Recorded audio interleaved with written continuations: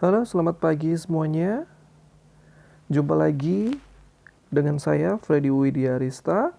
Nah, pada mata kuliah Social Science for Primary One ini, pada sesi pertama saya akan membahas mengenai tentang perkembangan IPS di Indonesia.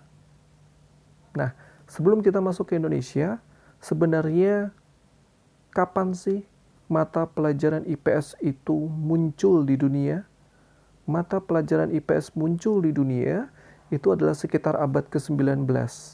Karena pada saat itu terjadi pergolakan di berbagai negara, khususnya di negara Inggris dan juga Amerika, akibat dari revolusi industri, akibat dari isu ras, suku, ya, sehingga terjadi banyak sekali konflik di masyarakat, sehingga dibutuhkan suatu pendidikan yang dapat memberikan pengetahuan, memberikan pengajaran bagaimana menjadi warga negara yang baik, bagaimana kita hidup bermasyarakat dengan berbagai macam perbedaan, sehingga muncullah mata pelajaran IPS.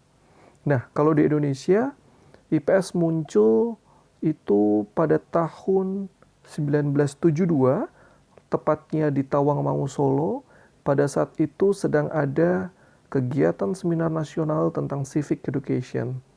Nah, yang mengikuti seminar itu adalah para pakar-pakar pendidikan di Indonesia. Nah, di Indonesia sendiri, IPS itu juga dilatar belakangi dari berbagai macam peristiwa, misalnya G30 SPKI, yang di situ ada paham komunis gitu ya, terjadi pergolakan di masyarakat, juga ada banyak sekali isu tentang ras, tentang suku, agama yang menyebabkan eh, konflik ya di antara masyarakat. Nah, dari pertemuan di Tawangmangu pada tahun 1972 itu, para pakar telah mengeluarkan berbagai macam argumen, berdiskusi, sehingga muncul 3 istilah, yaitu ada pengetahuan sosial, studi sosial, dan ilmu pengetahuan sosial. Dan yang kita kenal sekarang adalah ilmu pengetahuan sosial. Itu sebagai cikal bakal pendidikan IPS di Indonesia.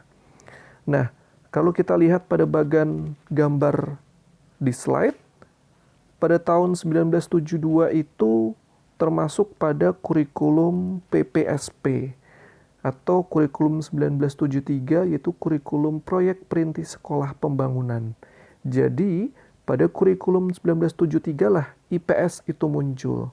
Sebelumnya 1947, 1964, dan 1968 pembelajaran IPS itu belum ada. Tetapi mata pelajaran yang ada pada saat itu yang menaungi terkait tentang hal-hal yang sama dengan IPS adalah civic education atau pendidikan kewarganegaraan. Nah, sampai kurikulum 2013 pun namanya masih sama, yaitu IPS.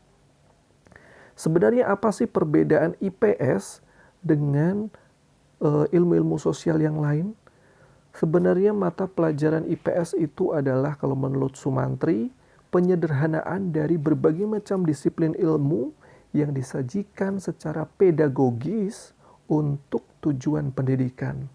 Jadi, pembelajaran IPS adalah suatu mata pelajaran yang berisi konten-konten dari ilmu-ilmu sosial seperti ekonomi, antropologi, sejarah, ya, geografi, dan sebagainya, tapi dirangkum dengan sederhana dan disajikan secara pedagogis untuk tujuan pendidikan.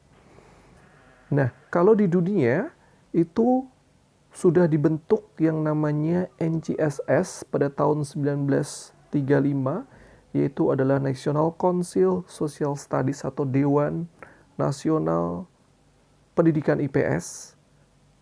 Dia mempunyai banyak sekali core curriculum atau konten mata pelajaran yang diajarkan, dan itu juga diadopsi oleh berbagai negara untuk diterapkan di negara masing-masing. Adapun namanya di setiap negara itu berbeda-beda ya. Ada social studies, social education, social studies education, social science education, citizenship education, atau studies of society and environment.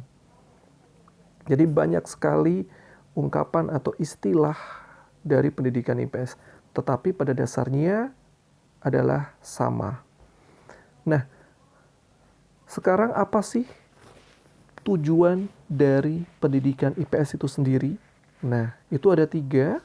Yang pertama adalah Social Science Subject in Primary School is a teaching program that aim to develop the potential of learner to be sensitive to social problem that occur in the community. IPS itu yang pertama adalah bertujuan untuk mengembangkan potensi peserta didik dan mengembangkan sensitif sosial, kepekaan sosial terhadap masalah-masalah yang muncul di masyarakat atau di lingkungan sekitarnya. Yang kedua adalah positive mental attitude, yaitu membentuk mental yang positif terhadap peserta didik. Yang ketiga adalah skillfully overcome every problem, yaitu bagaimana mengajarkan siswa itu tentang keterampilan-keterampilan dalam memecahkan masalah, entah itu yang terjadi di kehidupan pribadinya ataupun yang terjadi di kehidupan masyarakat yang dia temui sehari-hari. Jadi, ketiga hal itulah yang menjadi pokok pelajaran IPS dan tujuan pembelajaran IPS. Nah, adapun kaitannya dengan tujuan pendidikan nasional, yaitu pada pasal 3 Undang-Undang Nomor 20 Sistem Pendidikan Nasional tahun 2003 juga sama. Jadi ada kaitannya, to develop student potential to become faithful and pious men, noble, healthy, knowledgeable, skilled, creative, independent, and also to become democratic and responsible citizen. Jadi kalau dirangkum, pendidikan IPS adalah bertujuan untuk membentuk warga negara yang baik. Dan hal ini sesuai dengan tujuan pendidikan nasional. Jadi, seperti itu penjelasan singkat pada sesi pertama tentang konsep pendidikan IPS dan juga perkembangan IPS di Indonesia. Oke, jika ada pertanyaan nanti bisa disampaikan di forum dan kita sambung lagi pada pertemuan berikutnya. Sampai jumpa. Selamat pagi semuanya.